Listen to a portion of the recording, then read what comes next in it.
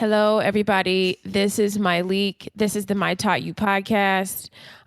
This is episode 100, and I'm super excited about this episode because if you've been listening since 2011, you know that I have, for the most part, done every single podcast by myself, with the exception of the one that my mom was on, giving her always crazy advice.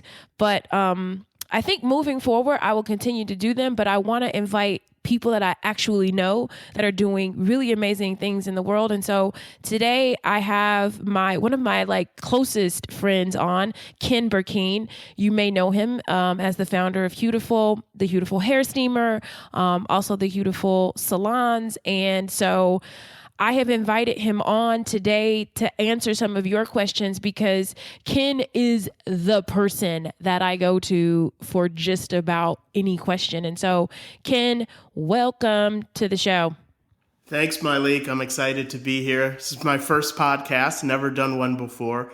I've listened to I don't know how many of yours, so I'm excited to be on the show. Do you know that I don't like when my friends listen to my podcast? My dad even listened to my podcast once.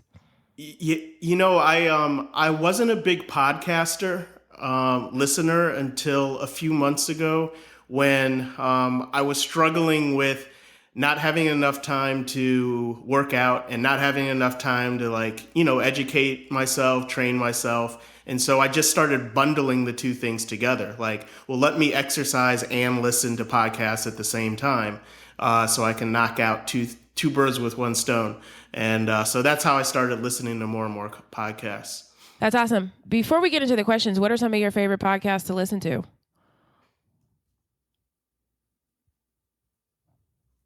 Uh-oh.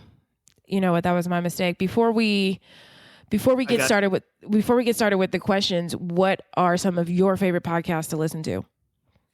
I'm a little bit of a geek, so I listen to things like Freakonomics, which is, if you've read the book, it takes an interesting perspective on different problems and looks at them from an economic standpoint.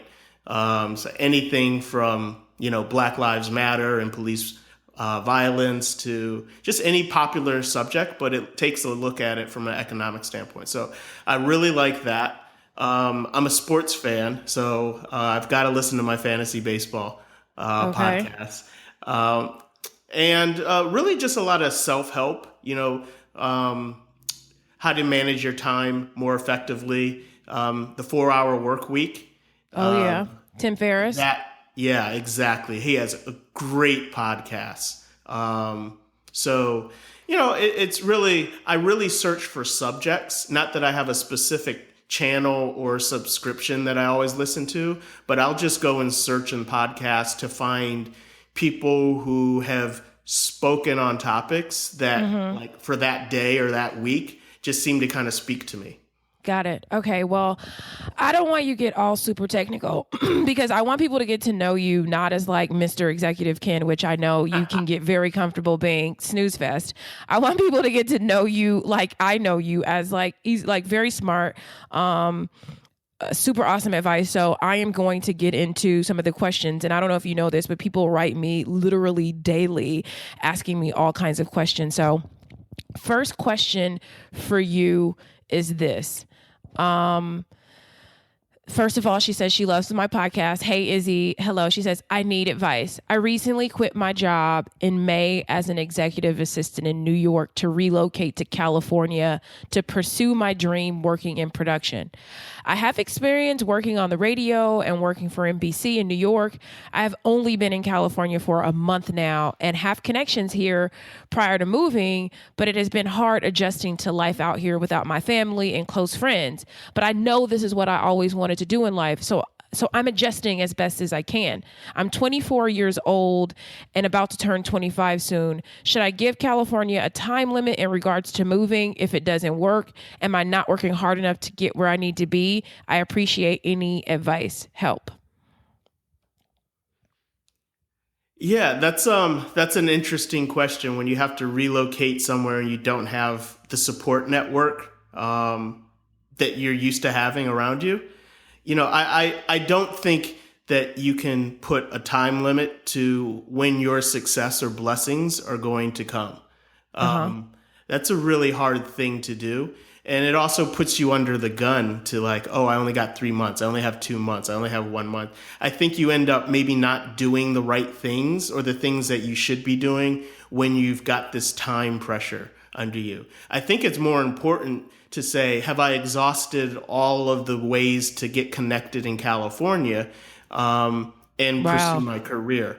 So instead of making it a time-based criteria, make it a task-based criteria. Say, have I created a profile on LinkedIn and seen or tried to connect it to anybody who is a first or second level contact on my LinkedIn? Do I call somebody and say, I just want to host a curious coffee with you? I just sit down, my treat, and talk about for 15 minutes or 30 minutes about what I'm trying to do and whether we have some overlapping interests. A I lot of like times. I want to interrupt you really quickly because I like how you said to schedule. I've never heard the term curious coffee, but I think so many people can struggle with, and I get asked this question too. She's 24 years old. She's trying to work in production. How does she get someone to have a curious coffee with her? And what the hell is happening? Like, how can I prepare for a curious coffee session? Yeah, that's a great question. I think it's a curious coffee because you really don't know, right? I think a lot of the people in my life who have been able to help me or push me in a certain direction, it was totally unscripted. It wasn't Okay. like, I met this person because they're a producer on this show and I want to have a coffee with them to see if I can get a job. It's more like I'm meeting this contact. Let's just sit around and talk about what we're interested in, who we know. I mean, if you have experience working in production at NBC, maybe there's something that you can do to help that person who you're sitting down with. I think that's what makes it a curious coffee. You're just chatting about, what you have going on, where you have some interest. And I think you always need to approach it with what do I have to offer to somebody else, right? Right. So this is me. This is my experience. This is what I bring to the table. Let me share that with you. And maybe there will be something that sparks with you that, you want to tap into from me. And then it just goes from there. And the thing is, you and I talk about this all the time, Myleik. It all comes down to relationships. Right. And you can't ask for a job if you haven't even sat down and had a coffee with somebody, or ask for that private contact number if they don't even know who the real you is. So I really do think that when you move to a new place, a new location, you've got to spend some time working that network, sitting down, talking to people, and letting people know who the real you is. Right. And you may get recommended or have contacts that happen that you didn't even ask for, because Right.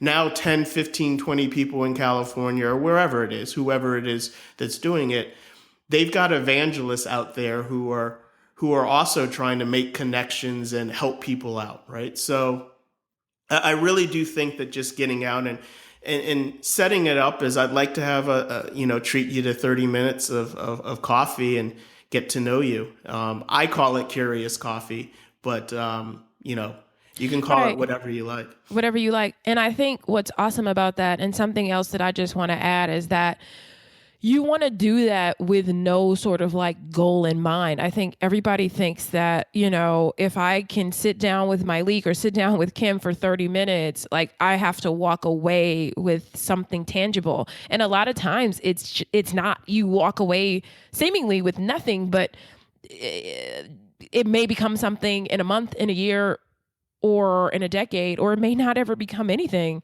and just being okay with walking away with it being nothing. Yeah, a random anecdote, Myleik. I remember when you moved to Atlanta in 2009, Mm-hmm. and you really didn't have too many connections there. None. And I had just started Beautiful. Actually, it may have been before I started Beautiful. And you, me, and Nicole Garner sat down. Yeah, we did.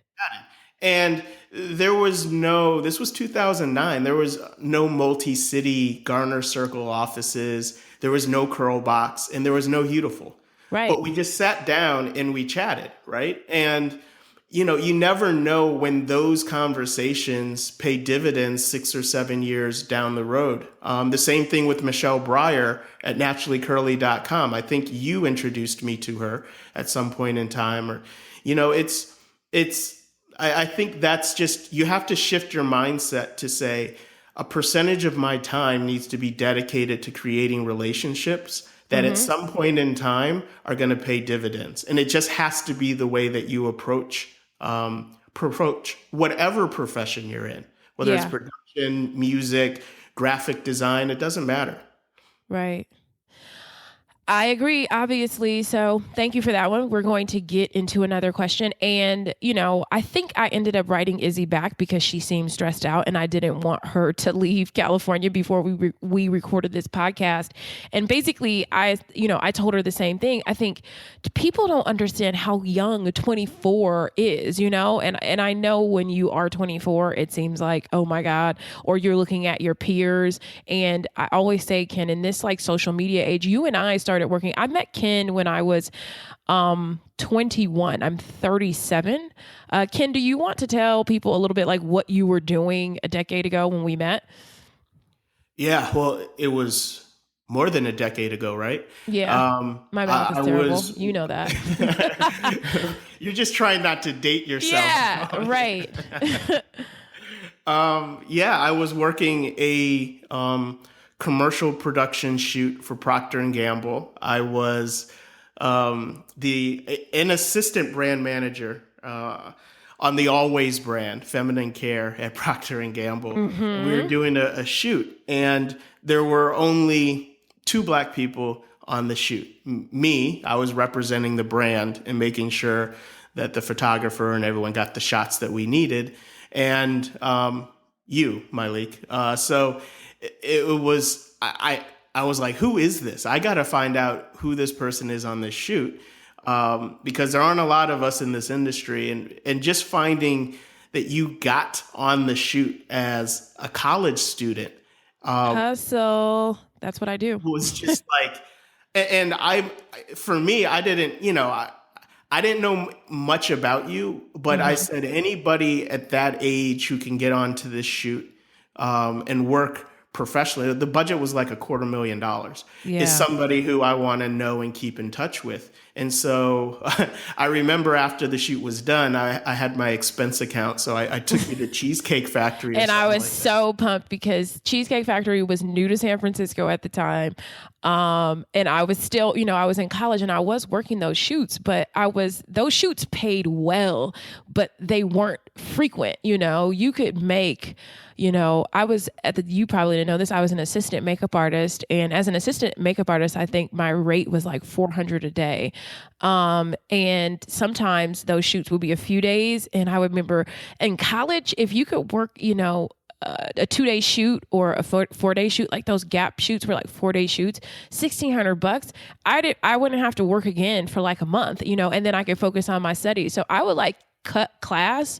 If I had a shoot that was going to pay me $400 to $800, I would just cut class for a day, because then I wouldn't have to work for a month. So that was my hustle in college, was to get on these shoots through an agency. I interned for the agency for free. So, I went into the agency 2 days a week and worked half day for free. And in exchange, when those assistant jobs came up, they always plugged me in. So I've done Hewlett Packard shoots, Real Simple magazine shoots, Gap, Procter & Gamble, all these things. That was how I kind of made it through college, learning entrepreneurship, learning the hustle, and really kind of changed my mindset on how you can earn money. Yeah. Well, yeah, it's, it's a testament to your work ethic to get there, and stay there. And I remember every time we would do a shoot on the West Coast where I was doing research, I'd reach out and touch base. And over the course of several years, we probably connected about 5 or 6 times. Yeah. And then you picked up the phone and you were like, hey, I'm moving to Atlanta. And I just relocated to Atlanta a couple years before that. So that's how we got connected and stayed connected. And I think we just share probably similar views on networking and relationship building and remaining connected to people, not because they can give us something right then and there, right, but because you share a common drive or interest or passion about something, and you know that at some point in time that passion can turn around and help you, and vice versa, you can help them. Absolutely. Okay, so I know we can talk ad nauseum about this kind of stuff, and this is the stuff that we talk about. And so I am going to move on to the next question, but I'm glad that you guys are getting to like hear the sort of like advice of the person that I typically will call to ask just about any and every question. Next question is, buying a home feels very permanent. I'm 26, making a decent salary and living in Washington, D.C. I'm probably paying way too much for rent, but I love my apartment. But since I'm from Baltimore, I know I could have a mini waterfront condo for this price. I know I'm not ready to decide my permanent residence, but what does permanent feel like? You snap a lot about, and you're not on Snapchat, Ken, but I'm on Snapchat. You snap a lot about the logistical process of moving into your first home, personal touches, things that can go wrong with appliances. But I would love to hear you podcast about the home buying process. And we won't get into this too deep because my process was super simple, but I know, Ken, you've bought multiple homes. Number one, what were you looking for in your first home? Number two, how did you know you were ready to buy? And number three, what things did you put in place before you purchased your first home? Not like credit. You talked extensively about this, but like mentally, spiritually, emotionally. I love your podcast. Thank you so much, Krishana. So those were a lot of questions, and I guess we can probably bundle that. But Ken, you were a homeowner before I was. You succeeded in life much sooner than I did. So I'm much older. No, I'm not much older. No. Every time you're like our age, I'm like, excuse me, my age. I got about a 6-year head start on you. Yeah. I think, so I've successfully been involved in a home purchase, and I've unsuccessfully been involved in home purchase. And I will say, things to look at. I think you need to, first and foremost, look at it as an investment and strongly consider whether you're going to get a return on that investment. In other words, are you buying in an area where if something happens and you have to move, you'll be able to resell the house and be able to recoup the value? The first property I bought was in Cincinnati in an up-and-coming area that was up-and-coming for far too long, far longer than I would have thought, in the Over the Rhine section. So it did not appreciate while I was there. It did not appreciate long after I left. Of course, after it was sold, it appreciated significantly. And the lesson learned there is, I think we often find, property in this up and coming neighborhood, and we put a lot of investment in it, but we don't have the time to be able to recoup that, the return on that investment. Today, we're more nomadic than ever. Yeah. We move every 5 years, every 4 years. I've moved every 5 years for the last 15 years. So when I'm thinking about purchasing a home, I've got to think about, will I be able to sell this home at or about the same or more 5 years from now, 4 or 5 years from now? If the answer is no, then you should really consider continuing to rent. And I know the Rich Dad, Poor Dad books, and I know how many people were brought up that, home buying is the American dream. But the reality is that we're more nomadic than we ever were. And the odds of you buying a place and staying there for 15, 20, 25 years, like our grandparents, or right. It's just not the reality as much today. So resale value's got to be a key consideration. So I will. I like that answer. I had a really long meeting with my accountant last week where I pretty much came to terms with the fact that I'm not going to earn any money on the house that I bought. You know what I mean? So, like you said, I bought the house. I bought this house kind of knowing that I likely won't make any money off of it, and that's fine, but I wanted to live here. So for me, Right. I bought my house because for tax purposes, because of sort of how I was faring professionally. My accountant kept saying, you need a tax break. You need tax breaks. So it's like, I am unmarried. I don't have any children. I was paying a ton of money in taxes. And the whole thing is that it's not that I'm not going to, it's not that I'm no longer going to pay taxes, but why not, reap the benefits, I guess. It's like, if you're going to pay taxes, at least live better. So I bought my house because when you run the numbers, the kind of tax break that I got, it was only going to cost me $1,000 more out of pocket to live much nicer. So it's like, Right. okay, if I was paying, however much at my apartment, you add an extra 1,000 and now I get to live in this like 4-story townhouse in a gated community. So it's kind of like, well, screw it. Why not? So that was that. I wasn't ready to buy. I knew I was ready to buy after I got my third tax bill and just got sick. Like, I'm Right. sick of paying taxes like this from an apartment. So that was part of it. That was also sort of the reason why I bought my Tesla, because the Tesla, you get $7,500 tax break. So a lot of the stuff that I'm doing today is all about tax breaks. And in terms of like what I put in place before I purchased my first home, it was really nothing. My parents weren't homeowners. I didn't really know a ton about home ownership. I did have a wonderful realtor who really kind of like, because she was a young Black woman, she really just kind of broke it all down for me, made it super easy. And I bought my house because I really liked it. I love the area. I love my zip code. My office is in this area.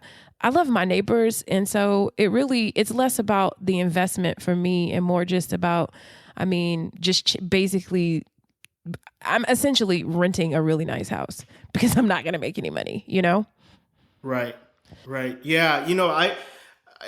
I probably look at it more as an investment these days, simply because my first home buying experience cost me a lot of money. When Yeah. you do have to relocate, and you're trying to rent it out, but you can't find good renters, and you're paying the mortgage on that place, and you're paying the mortgage or renting someplace else, it can quickly, if you don't have the kind of cash reserves you need, get you underwater.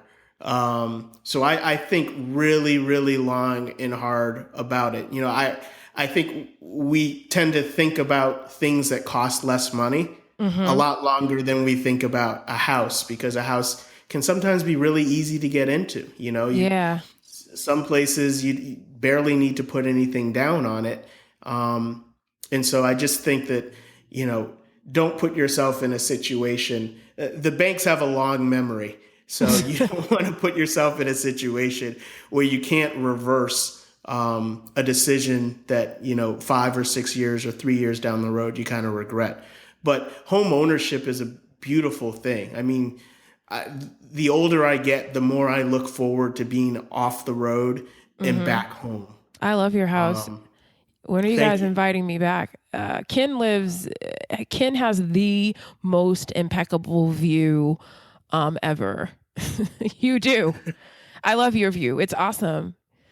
Yeah, watching the sunset over water helps calm my nerves every evening. It's Yes. And therapeutic more than anything. And that's why, I love that home. And it's not going to appreciate a lot. But I just love being able to call it home, and yeah, knowing that I have that place to go back to, and to share with family and friends. absolutely. Yeah. I love your house. I love visiting you guys. It's nice. And I think I feel that way about my house too, is that like, it's just a cool home, and that's why I got it. And like when it's time to go, I'll go. You know, if I move, I'll move. Like I hope that moving out of this house won't break my heart. That's all I can hope for. Okay, next question. And this is fun because this is not all technical. This is getting to this is about matters of the heart. Hello, my leak. My question is about relationships. I'm talking to this guy that I previously dated. We are trying to give dating another shot. We are best friends, so it feels great dating. My problem is I'm really nervous it won't work out. I'm really nervous that there is someone better out there. My question is, in any relationship, how do you relax? I will admit that I'm a nervous person. I'm worried about finding the right job for me, the right guy. How do you relax but not be complacent in life? Thank you in advance. Jay. Well, this is what I would say. There's absolutely, positively a better guy out there. Yes. Absolutely. Okay. There's 3 billion men out there. So there's a really strong probability that there's a better guy out there. But he might live in a different country, or he may not even know you exist. So it's not about, I think often in life, we get so fixated with, I'm missing out on what could be better. This unknown better thing that's out there somewhere. I could have a better job. I could have a better spouse. I could have more money, right? Yeah. And instead of embracing what you have, like, it's great.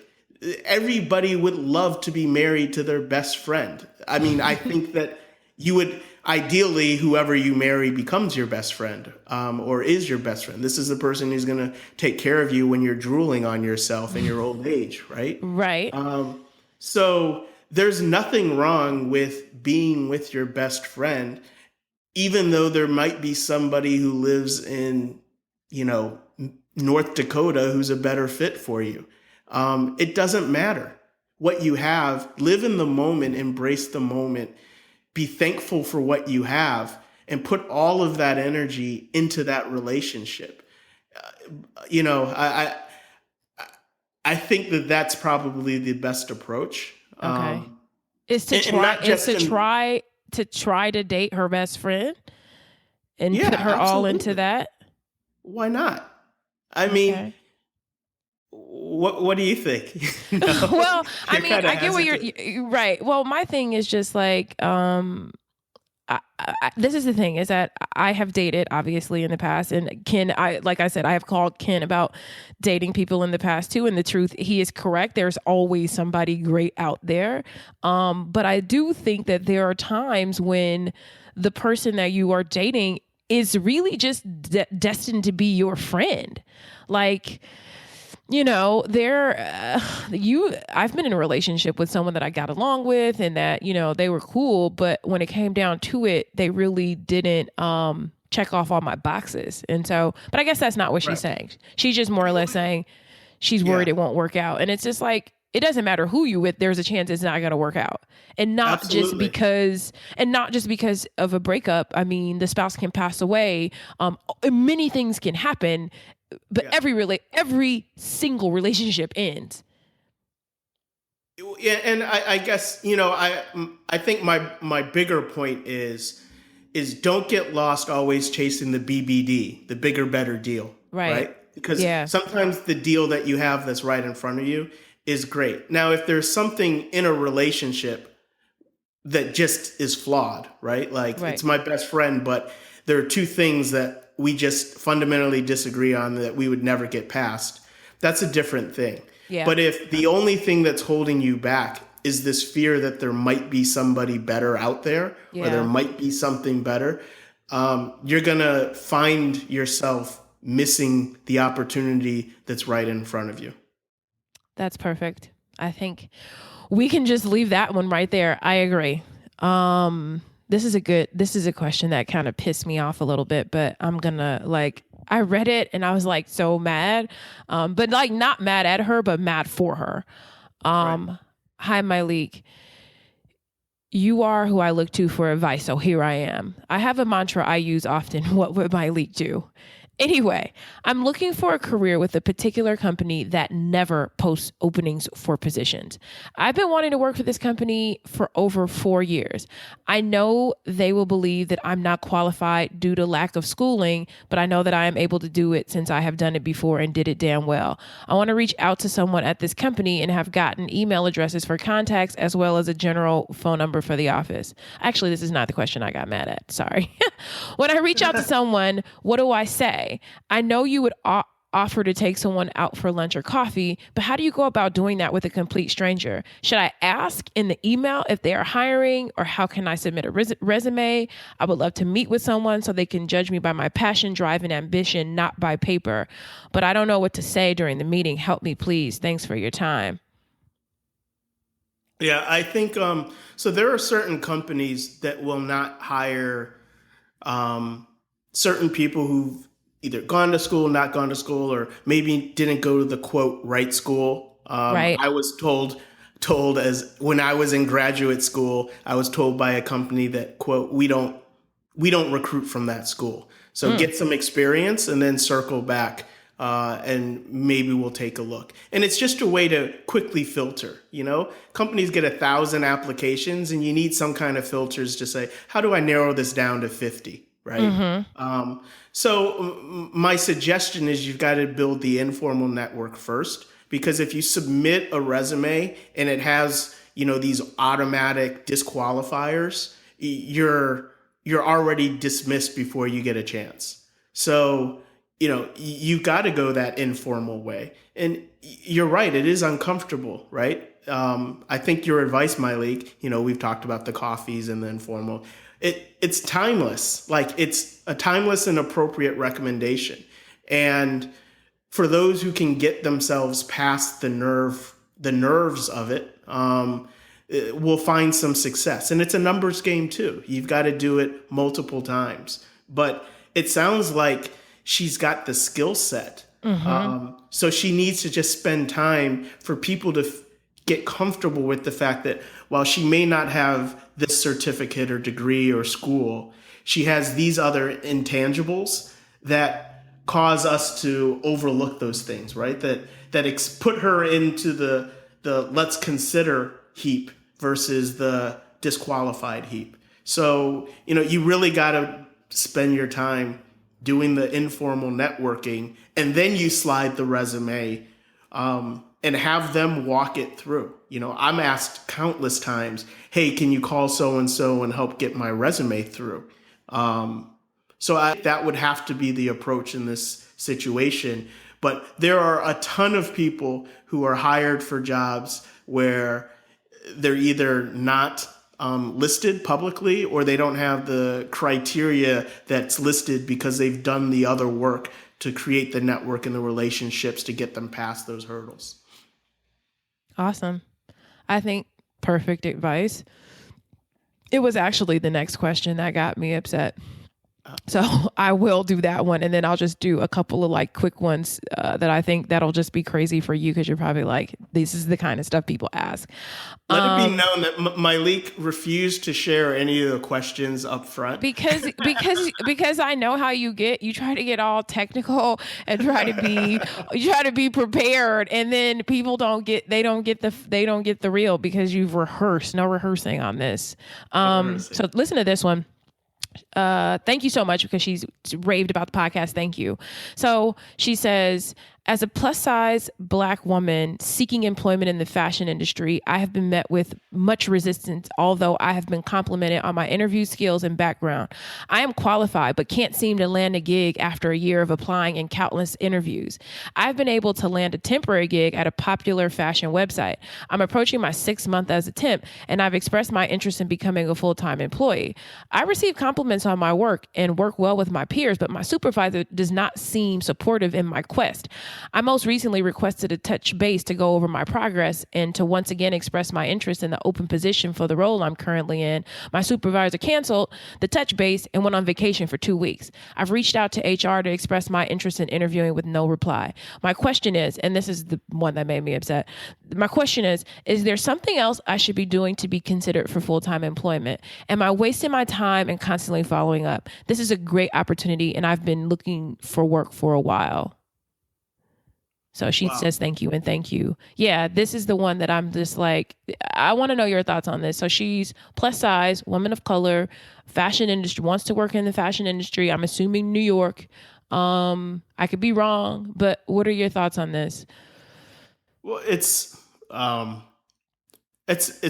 tough challenge. And first of all, I would say don't make the assumption that the resistance is based on your size and your size alone. Okay. That could be a negative assumption that kind of carries itself through the day to day, the little comments, the body language, the other, everything. There are a lot of people of all color and creed and shapes and sizes and heights and religious beliefs who can't crack into the fashion industry.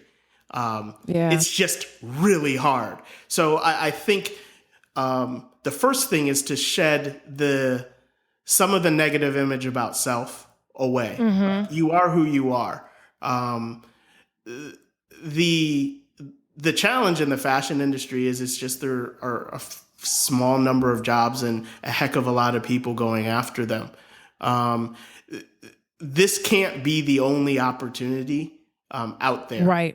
Right. So if your goal is to get to some place down the road, this one place, this one job that you're hoping to get isn't the end all be all to get you to where you want to be down the road. So sometimes you've got to make a right turn and another left turn and a right turn to get to where you're trying to go and say, this one opportunity I'm looking for isn't the end all be all. Like there's another way to get to where I'm trying to go with my goals. And I think it's in thinking through how else can I get down the road, you may come up with some, ingenious ways to do it that may be non-traditional.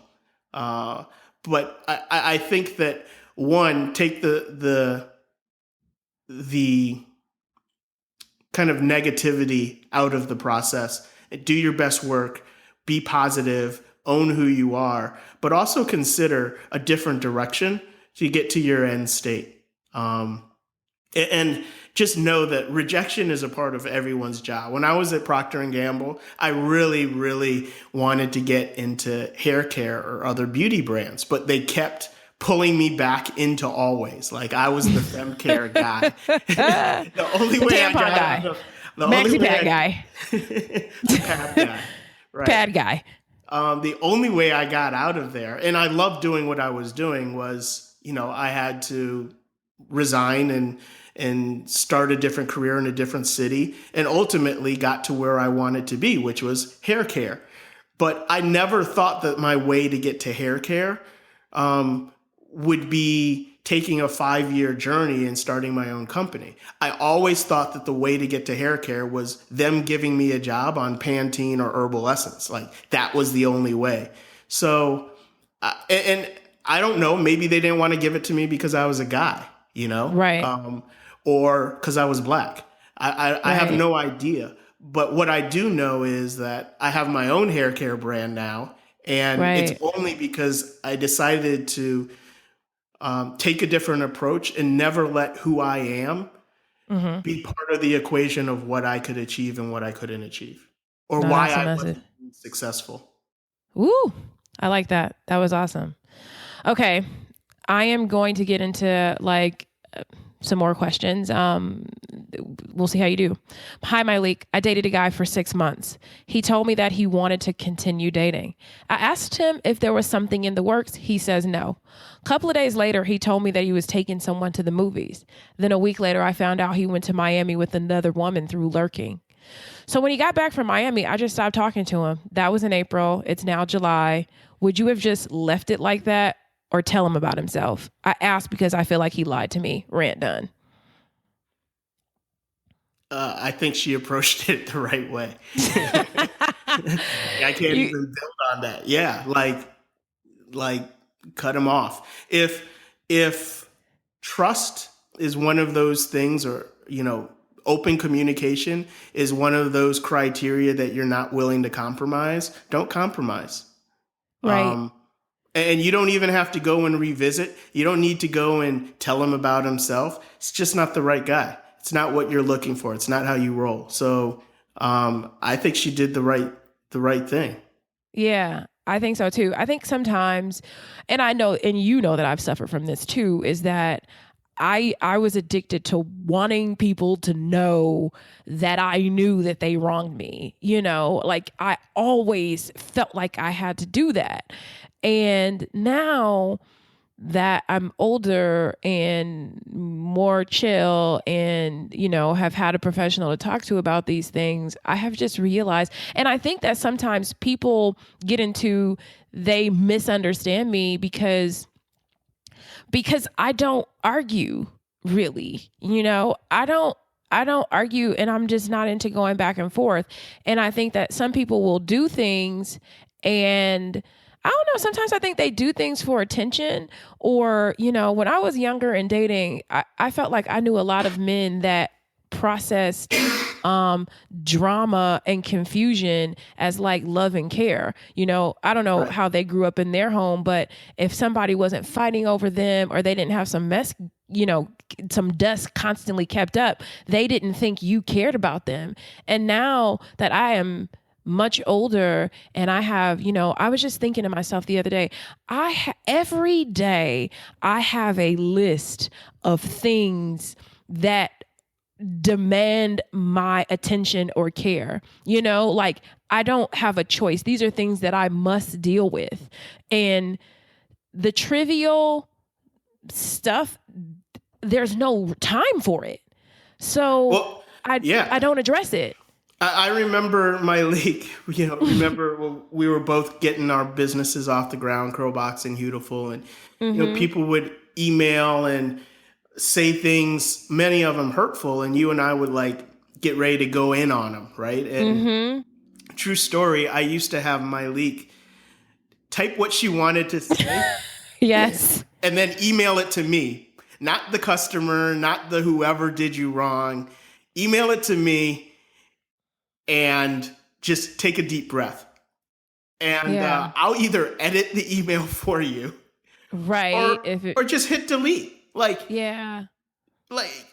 going in on somebody, putting them in their place, all that just takes too much negative energy and, quite honestly, time. Because I know it takes me like 30 minutes to get a well-crafted going in on somebody. Exactly. when you when you need to tell somebody off, you like, wait a minute, let me sit down, because I want to make sure because you want to make sure that you say it all the first time. Right. You know what I mean? I don't want to miss out on anything. And you want them to feel the hurt that they caused you. Yes. So that's what it's more about. It's like, I hurt and I want you to feel equal or more hurt. So, it's just unproductive, especially. It is. If you're saying I don't have enough time to do X, Y, Z, or I've got things on my list, and you're spending time going in on somebody who breaks certain covenants that you value in a relationship, it's just counterproductive. I agree. Let the next girl deal with it. Right. Let the girl who went to Miami deal with it. Congratulations. Congratulations. Right. And I think sometimes as a woman, we feel like other women won, like this person won this guy, and I had to work with that. And my therapist would be like, there's no prize here. You know what I'm saying? Like, there is no prize. Like, that person just now has the headache that you don't have to have. So I would say I agree with you. It's like, if you stop talking to him, just don't talk to him anymore. And if he hits you back, I just probably wouldn't respond either. And like, I deal with that to this day. Like, I've had people write me not nice things all the time. And I just think that, like, I don't know why they do it, or people think that I'm somehow superhuman and that like I don't get hurt. So let me just say anything. Let me be awful. And I always say that like, because I've dealt with this recently, if you, in my mind, I go like, if you intended to hurt my feelings by doing this, you did. My feelings were hurt, processed it, I'm moving on. But me taking any time to respond, is kind of like, what does it solve? Like, if you tell him about himself, like, what's gonna change?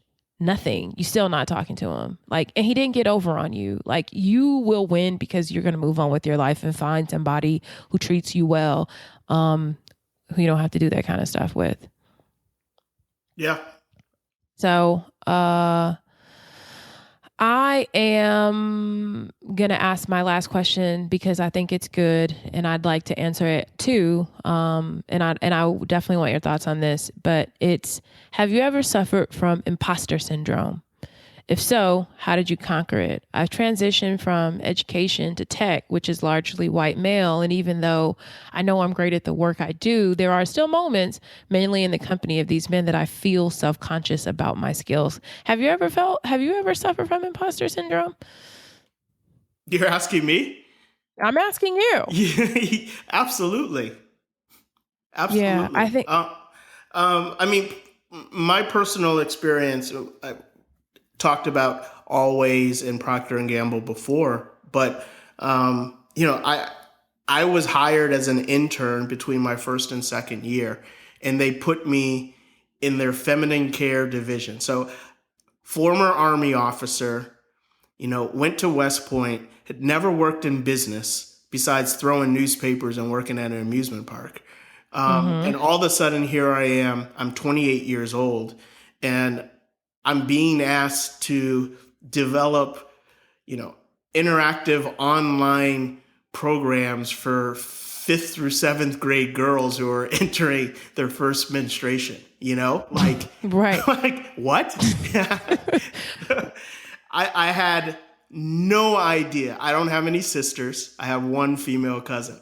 So, if you want to feel like an imposter, be an ex-military officer thrown into the world of feminine care to focus on teenage girls. And what I learned from that experience, I'm forever grateful, is what I learned was that it's not about who you are from a age, race, or sex. It's how do you immerse yourself in the job and the work.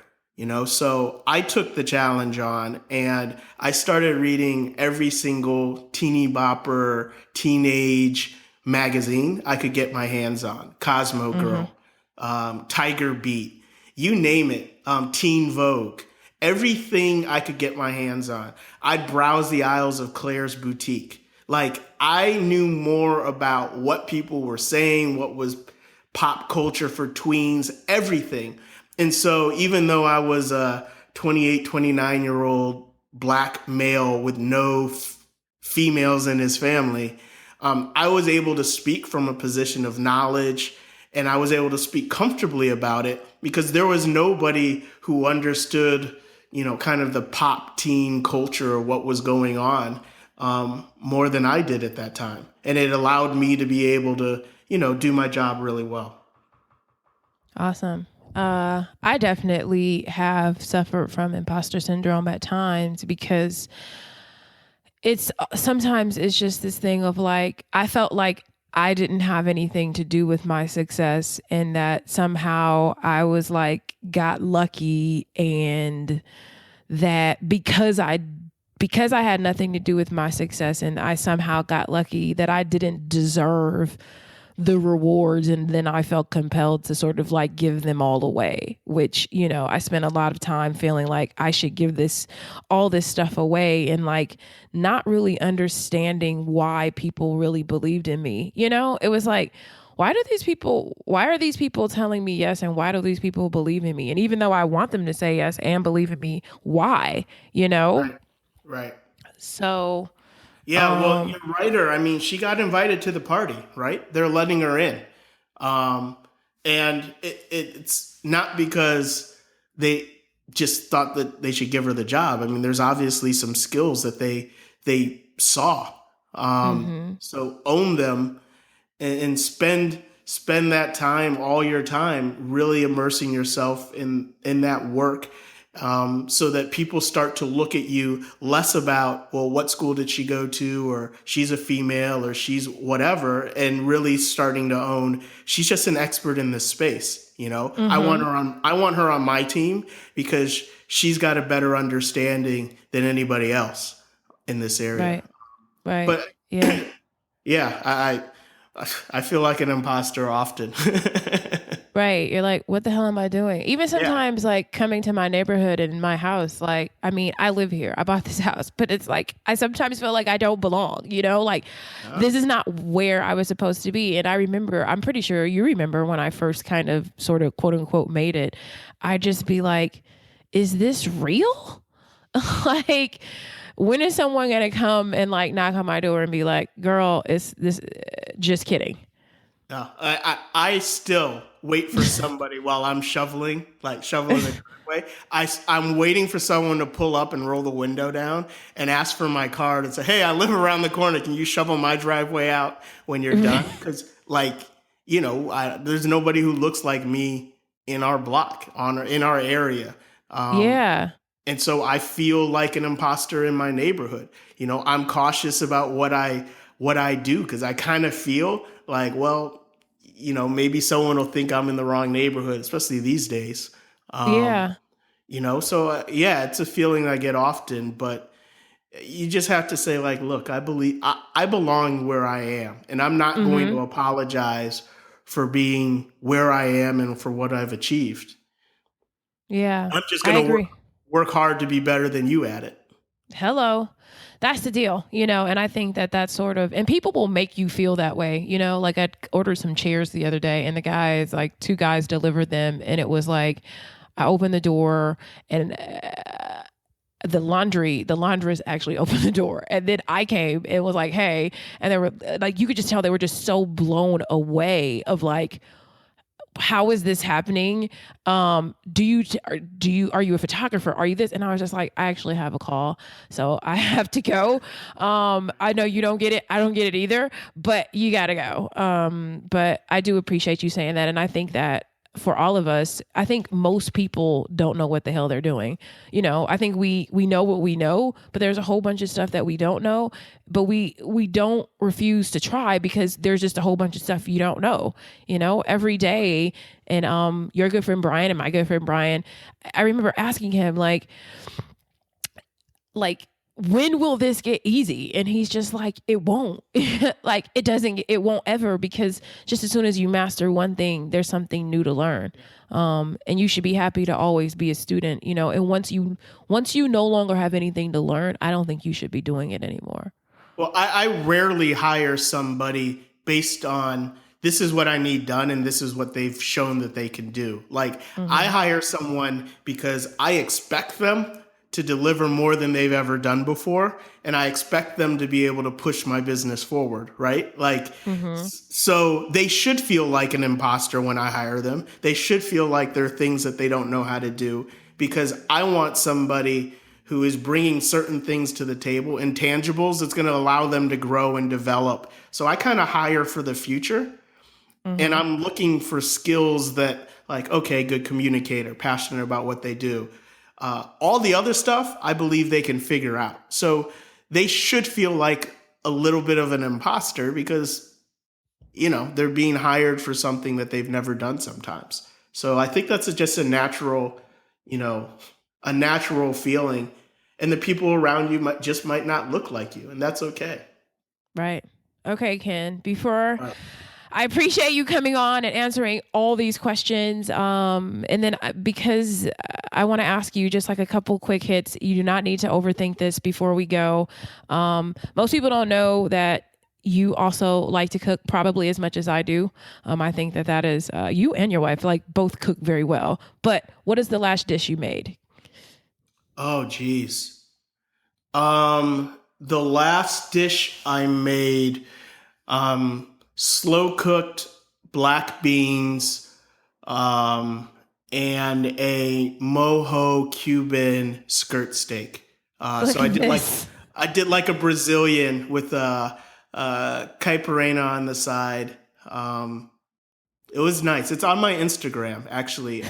What is your Instagram? At Ken Hutiful, Huetiful, all one word. Okay. At Ken Hutiful. And I would say half my pictures are food and cocktails. Okay. So it's just my passion when I'm away from work, which isn't often, and I do get home. One of the simple pleasures for me is just being able to cook up a meal, mix up a cocktail, or have a nice bottle of wine, and like that's my simple pleasure in life. Mine too. Favorite place to vacation? If you could not you paying for it. It's just like, hey, Ken, you can go anywhere. I'm not paying for it. Don't even try it. Okay. You can go anywhere you want right now. Where would you go? Probably high end and then maybe low end. Venice. Oh yes, I do love Venice. Okay. For the architecture, for the food, for the history. I loved Venice.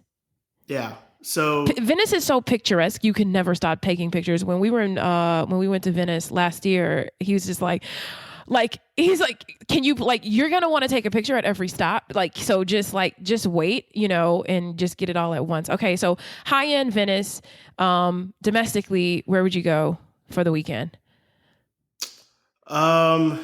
Domestically, I like Denver. I know. You do? I like Denver for the mountains, the Denver area, Colorado. Okay. Outdoor. There's a lot of benefits to Denver. Yeah. I do. So I would break it down into mountains. Okay. Denver, Colorado Springs is beautiful. And then water. I love San Diego because of the weather, the water. That's a hard question, Myleik. There's so many places I love. Actually, you know what? One place, one weekend, New Orleans. That's what I asked. Where? New Orleans, yep. New Orleans, yeah. Oh, yeah, that's a good one. That's definitely a good one. Not Bourbon Street, Garden District. No, yeah, or the Bywater, which we love. My favorite place to stay in New Orleans when we go is I'm drawing a blank on the dang on hotel, but it's called it's right across the street. It's like the mansion. It's right across the street. It's a refurbished mansion, and it's right across the street from Port of Call. It's amazing and super reasonable. And if I remember, I'll tweet it or post it somewhere.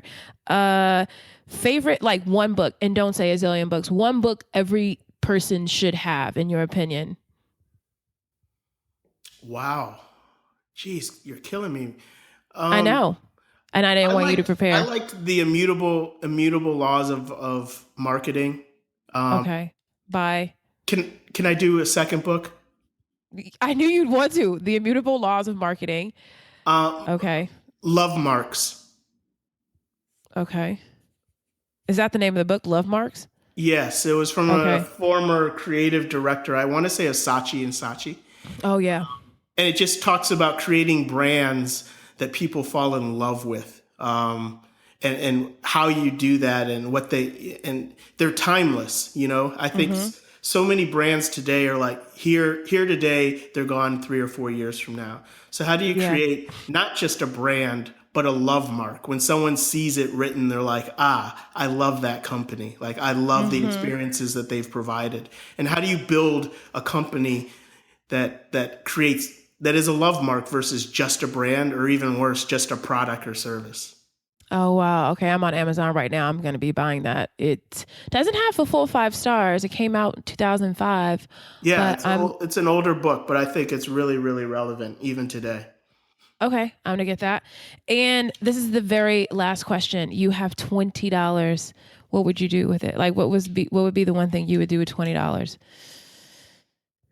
I'd invest in Curlbox. Smart. Very good. Thank you so much for your time. $20 worth of shares in your company. Awesome. That's very smart of you. Thank you so much for doing this. I hope that everybody enjoys this. mytaughtyou.com, anything you need. And I just also forwarded myleak.com, so you can type in myleak.com and find me. But thank you guys for listening. Have a good one. Thanks, Malik. I enjoyed it.